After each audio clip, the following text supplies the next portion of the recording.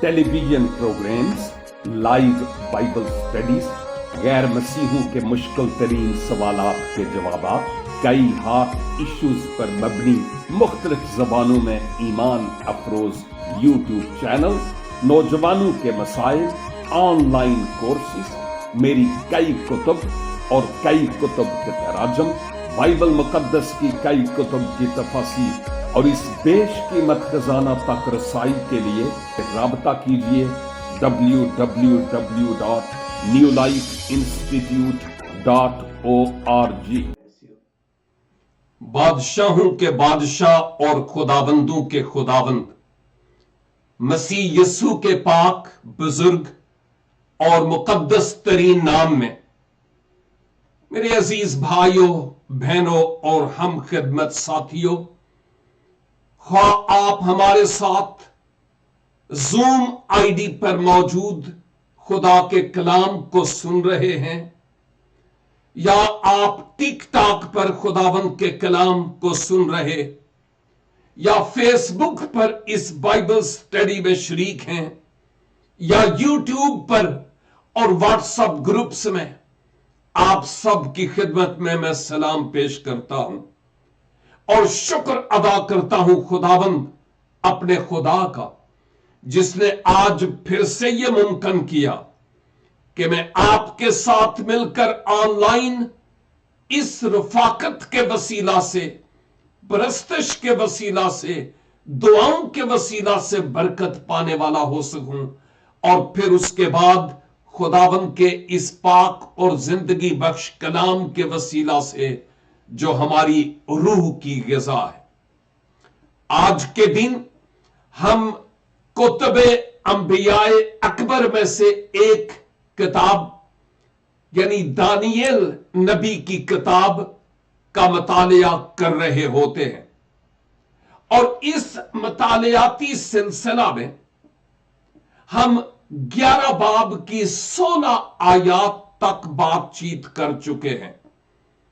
Daniel की रोया को खोला जा रहा है और 10, 11 और आखिरी बाब 12 इनका एक दूसरे से बड़ा गहरा ताल्लुक है, जैसे माज़ी रफ्ता में भी मैं कहता चला आ रहा हूं। इन अबवाब में से जब हम इस बाब पर गौर करते हैं तो यहां हमें शाह शमाल और शाह जनूब के माबेन जंगो जदल से मुताल्लिक बहुत कुछ डिटेल्स मिलती है और यहां तक के ना सिर्फ आज के दौर की बात है, बल्कि मैं ये देखता हूं कि माज़ी रफ्ता में भी इक़्तिदार की जंग होती रही और उसमें कई तरह के फरेब भी दिए जाते रहे। और जब हम इस किताब का मुतालिया करते हैं तो हमने इस बाब में भी इस बात को देखा है कि ये आज ही की बात नहीं है। हजारों साल पहले भी इक़्तिदार की हवस और लालच और भूत के सवार होने के सबब से फरेब दिए गए, खून खराबे हुए और जंगो जदल भी। आज इसी ख्याल, इसी थाट को मद्देनजर रखते हुए मैं आपकी तवज्जो दानियल 11 बाब और उसकी 17 आयत की तरफ लिए चलता हूं और मेरी आपसे दरखास्त होगी कि जब आप हमारे साथ हैं ही तो बहुत अच्छा होगा कि हम खुदा के कलाम को खोलें मेरे साथ मिलकर, क्योंकि मैं चंद एक हवाला जात भी आपके साथ शेयर करूंगा। उनको आप नोट कर सकते हैं और डीपली स्टडी बाद में आप कर सकते हैं, लेकिन इस दौरान मैं चाहूंगा कि आपके कानों में मासवा खुदा की आवाज के, जो खुदा के बंदा के जरिया से पहुंच रही है, और कोई आवाज ना पहुंचे, کیونکہ یہ وقت بڑا غنیمت ہے اور اس وقت سے ہم خوب فائدہ اٹھانا چاہتے ہیں۔ یہاں اس 17 آیت میں یوں لکھا ہے، اور وہ یہ ارادہ کرے گا کہ اپنی مملکت کی تمام شان و شوکت کے ساتھ اس میں داخل ہو اور صادق اس کے ساتھ ہوں گے۔ وہ کامیاب ہوگا اور اسے جوان کنواری دے گا کہ اس کی بربادی کا باعث ہو، لیکن یہ تدبیر قائم نہ رہے گی اور اس کو اس سے کچھ فائدہ نہ ہوگا۔ اس آیت 17 کو آپ نے غور سے سنا؟ ذرا میں اس کو تھوڑا سا کھولتا ہوں، پھر ہم اس طرف آئیں گے جہاں ہم ان حصص کو ذرا قریب کی نگاہ سے دیکھیں گے۔ وہ یہ ارادہ کرے گا، بات ہو رہی ہے شمالی سلطنت جو سلوکیوں کی تھی، اور یاد رکھیے کہ اسکندر اعظم کے بعد وہ تو مر گیا، اور اس کے بعد اسکندر اعظم کی بابت ہم یہ بھی سنتے ہیں غیر مسیحی لوگوں سے کہ اس کا نام ذوال قرنین ہے۔ زو کے معنی دو ہیں اور کرن کے معنی سینگ کے ہیں، اور بعض میں نے امیجز بھی دیکھی ہیں کہ باقاعدہ اس کے دو سینگ نظر آتے ہیں، امیج کے میں کہہ رہا ہوں، اسکندر اعظم کے نہیں، لیکن جو امیج بنی اس کی میں بات کرتا ہوں، دو سینگوں والا۔ اور اسکندر اعظم سے متعلق یہاں ہمیں یہ ایک اہم ترین حقیقت نظر آتی ہے کہ جب وہ مر گیا تو اس کے بعد اس کی سلطنت 4 مختلف جرنیلز میں منقسم ہو گئی، اور اس کے بعد ہم اس حقیقت کو دیکھتے ہیں کہ 2 سلطنتیں، ایک تو شمال کی سلطنت تھی جو سلوکیوں کی تھی اور وہ سیریا وغیرہ اس میں شامل تھے، اور دوسری طرف جنوب کی سلطنت تھی، اور جنوب کی سلطنت میں پٹولمی لوگ تھے اور اس میں ایجپٹ یعنی مصر تھا۔ اور سلوکیوں اور پٹولمیوں کی بہت جنگ و جدل ہوتی رہی، اور یہاں تک یہ جنگ و جدل ہوتی رہی کہ انہوں نے حتی المقدور کوشش کی کہ ایک دوسرے کو کمزور کیا جائے، لیکن وہ بات ہو نہیں پائی۔ میں نے آپ کو بتایا تھا لگ بھگ 130 برس تک ان اسوریوں کی اور جو ایجپٹنز ہیں یعنی مصری، ان کی جنگ آپس میں رہی ہے۔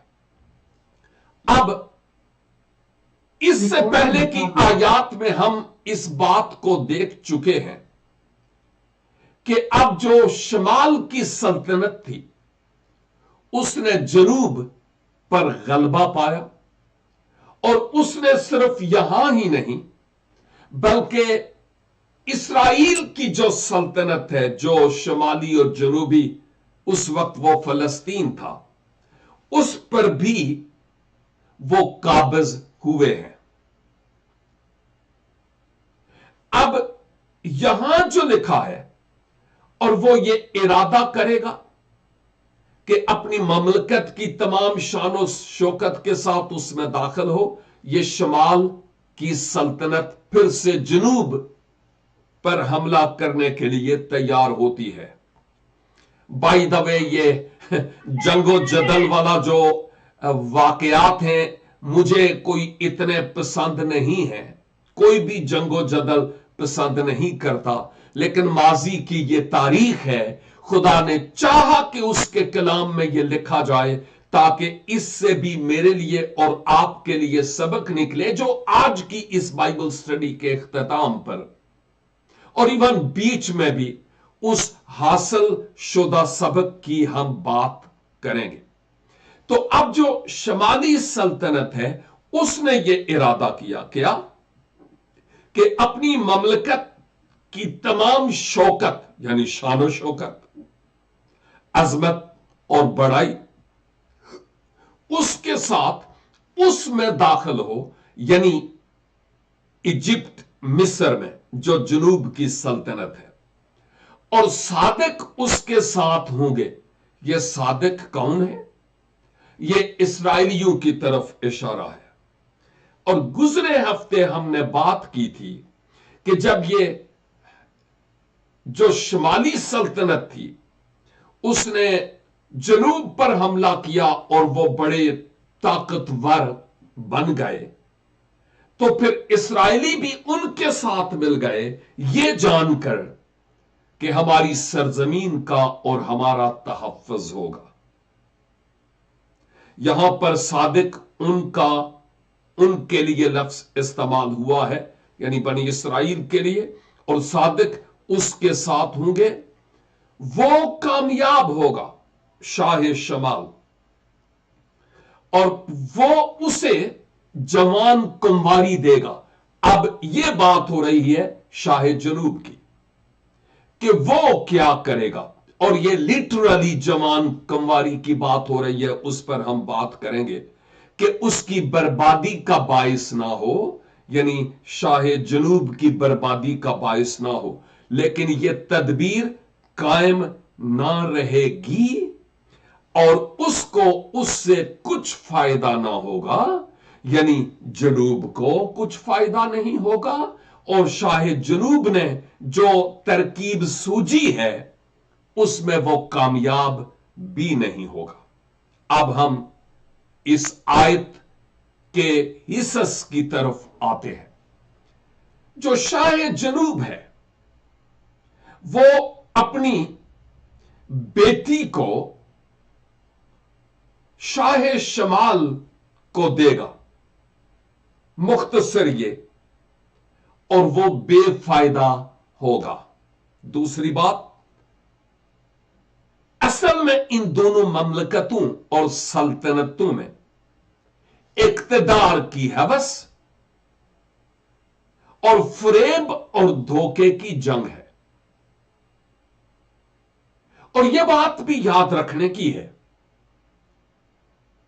कि लोगों ने अपने इक्तदार के हुसूल के लिए क्या क्या नहीं किया, क्या क्या पापड़ नहीं बेले, अपनी इज्जतों को सरे बाजार नीलाम किया इक्तदार की हवस में, मर्तबे के हुसूल के लिए, जोर और कुव्वत के हुसूल के लिए। यह बड़ी अहम तरीन बात है।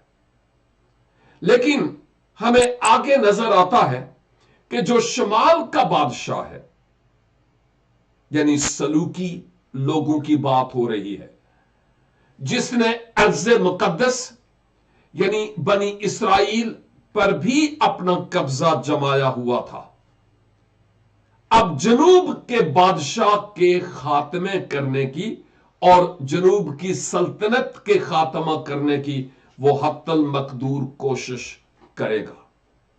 अब इंताकियस सूम, एक तो इंताकियस वो है जिसको हम रोम के बादशाह के तौर पर जानते हैं, ना ये वो नहीं है, ये और है। इंताकियस सूम ने अपनी बेटी क्लोपत्रा, आपने ये नाम बहुत सुना होगा, बहुत मशहूर है, वो पटोलमी पंजम को दी, यानी मिस्र को, बमुताबिक इस आयत के शमाल वाला जनूब वाले को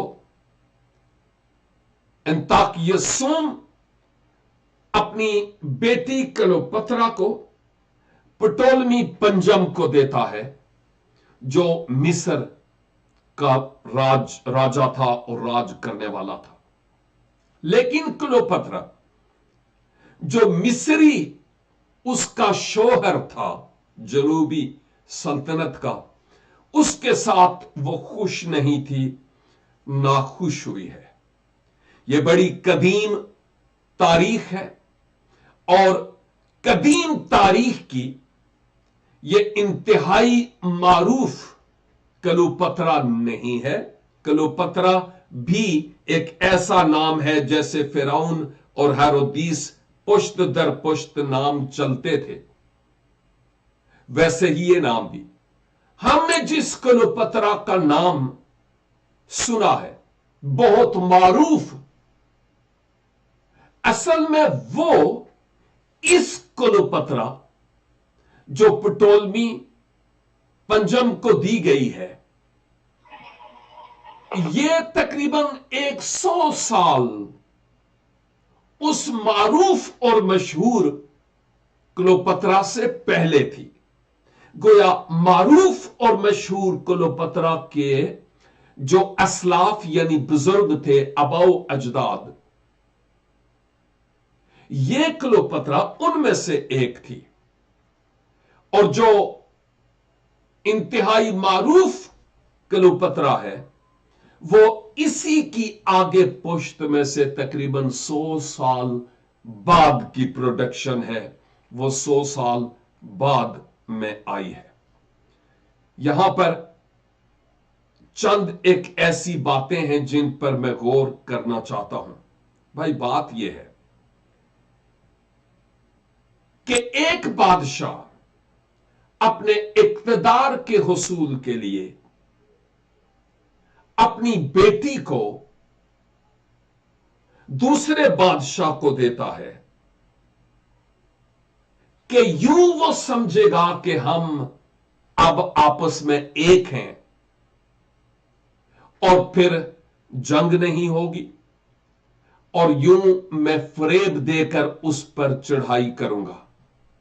यह एक जरा गौर तलब बात है जो सोचने से ताल्लुक रखती है। लेकिन दूसरी तरफ हम यह भी देखें कि जो सच्ची मोहब्बत होती है ना, वो वफादारी पर मबनी है, वो बेवफाई पर मबनी कतई तौर पर नहीं है। अब हमारे लिए भी यहां पर बड़े अहम तरीन असबाक हैं। उनमें से एक ये है कि हमारे जो रिश्ते हैं, हमारे जो रवाबत हैं, हमारे जो ताल्लुकात हैं दूसरों के साथ, उनके पीछे कहीं कोई छिपा हुआ एजेंडा तो नहीं जो शायद कोई और नहीं जानता। जिन जिन लोगों के साथ हमारे रवाबत और ताल्लुकात हैं, क्या वो वाकई मसीही मोहब्बत पर मबनी है या उनके पीछे कुछ ऐसी बातें हैं जिनमें मुझे कुछ अपने फायदे का ग्रीन सिग्नल नजर आता है, तो इसलिए मैं उनसे मिला हुआ या उनसे मिली हुई हूं। मैं हैरान होता हूं कि हमारे मुल्क पाकिस्तान में गुरबा मजीद गुर्बत की बमर में उतरते चले जा रहे हैं, और दूसरी तरफ हमारे मसीही मजहबी रहनुमा पॉलिटिकल लीडर्स के साथ सेल्फियां बनाने में मसरूफ अमल होते हैं। और क्या मजाल कि उनमें से किसी को यह कहा जाए कि तुम जो कुछ हमारी बरादरी के साथ कर रहे हो वो नारवा और दुरुस्त नहीं है। हमारी कौम पर तरस खाओ और जुल्म और बर्बरियत की चादर को और उसके तसल्लुत को हम पर से हटा लो। अफसोस से कहना पड़ता है کہ اپنی دکان چمکانے کے لیے ہم غیر مسیحی لیڈرز کو بھی صاحب جی سلام کہتے ہیں، اور یہ پٹولمیوں اور سلوکیوں کے وقت کی ہی بات نہیں ہے۔ آج بھی کئی ایسے پٹولمی اور سلوکی موجود ہیں جو اپنے مطلب کی جنگ لڑنے کے لیے، اپنا تن کاٹ کر دینے کے لیے بھی تیار ہیں، محض اقتدار کی ہوس کے لیے۔ انہوں نے خدا کو بھی یہودا بن کر بیچ ڈالا ہے، اور مزید اس کے ساتھ ان کا کوئی تعلق نہیں رہا، اور لوگ پھر بھی ان کو بڑے سراہتے ہیں۔ یہ بڑی حیرانگی کی بات ہو رہی ہے۔ یہ تجزیہ دونوں طرف سے ہوتا ہے۔ ایک تو یہ کہ اگر میرا کسی کے ساتھ رشتہ اور کسی کے ساتھ تعلقات ہیں، ہاں وہ کوئی بھی کیوں نہ ہو، کہیں اس مقصد کے لیے نہیں کہ اوکھے ویلے کم آئے گا، کہیں ایسا تو نہیں، یا ہمیں اس بات کا بھی تجزیہ کرنے کی ضرورت ہے کہ کہیں کوئی اور ہمیں اپنے مطلب کے حل کے لیے ایک سٹپنی کے طور پر رکھے ہوئے تو نہیں ہے، جب ضرورت پڑے تو ہمیں استعمال کر لیا۔ یہ درست نہیں ہے۔ ہمیں ان دونوں باتوں کو بڑے اچھے طریقے سے سمجھنے اور ان پر غور کرنے کا مقام ہے۔ لازم ہے کہ میں اور آپ دیانتداری اور خدا کے ساتھ وفاداری کو اول مقام دینے والے ہوں، کیونکہ خدا یہ پسند کرتا ہے، اور وہ چاہتا ہے ہماری محبت میں غیر مشروط محبت ہو، جیسی خدا نے ہم سے محبت کی ہے، اور اس میں وفاداری کا عنصر ہو، اس میں کوئی مطلبی عنصر پایا نہ جائے۔ لیکن عہد حاضر میں یہ ہو نہیں سکتا کہ کوئی نہ کوئی ہماری محبت کے پیچھے، ہمارے رکھ رکھاؤ کے پیچھے، ہمارے تعلقات کے پیچھے کوئی نہ کوئی مطلب نہ ہو۔ مطلبی دنیا میں رہتے ہیں نا، اس لیے ہمیں سمجھنے کی ضرورت ہے۔ جہاں پر صاحب اختیار اور راج کرنے والے بادشاہوں نے، جن کے پاس کسی چیز کی کمی نہیں تھی، پھر بھی ان کی ہرس اور ان کا لالچ کم نہیں ہوا۔ دوسروں کو نیچا دکھانے کے لیے اور خود سربلند ہونے کے لیے انہوں نے ہر حربہ اختیار کیا، اور یوں خدا سے دوری حاصل ہوئی۔ اب یاد رکھنے کی بات ہے کہ پہلا پطرس اور اس کے 5 باب اور اس کی 8 آیت میں جو بڑا مشہور اور معروف حوالہ ہے، پہلا پطرس 5 کی 8، وہاں پر ہمیں خبردار کیا گیا ہے اس طرح کے فریب اور دھوکوں سے۔ کیا کہا گیا؟ تم ہوشیار اور بیدار رہو۔ تمہارا مخالف ابلیس شیر ببر کی طرح ڈھونڈتا پھرتا ہے کہ کس کو پھاڑ کھائے۔ ہمارا دشمن ڈھونڈتا پھرتا ہے، دہاڑتا پھرتا ہے کہ کس کو پھاڑ کھائے۔ تو پھر ہمیں محتاط رہنا ہے کہ کہیں میں اپنے دشمن کا آلائے کار تو نہیں بن رہا یا بن رہی، یا کوئی مجھے اس آلائے کار کے طور پر استعمال تو نہیں کر رہا۔ ہمیں محتاط رہنا ہے اس زندگی میں، اس دنیا میں، हम जो कुछ करते हैं और जिन जिन के साथ हमारे रवाबत और असर रसूख है। अहद अतीक में भी खुदा बुजुर्ग यर्मिया नबी की मार्फत 17 बाब की 9 आयत यह भी बड़ी मारूफ है, यूं कहता है कि दिल सब चीजों से ज्यादा हीलाबाज और ला इलाज है, उसको कौन दरियाफ्त कर सकता है। सुलेमान बिन दाऊद अधेड़ उम्री में जो साहिब हिकमत था, वो इमसाल की किताब 3 बाब और उसकी 5 आयत में कहता है, नसीहत के तौर पर सारे दिल से खुदावंद पर तवक्कल कर और अपने फहम पर तकिया न कर। सारे दिल से खुदावंद पर तवक्कल कर और अपने फहम पर तकिया न कर, भरोसा न कर।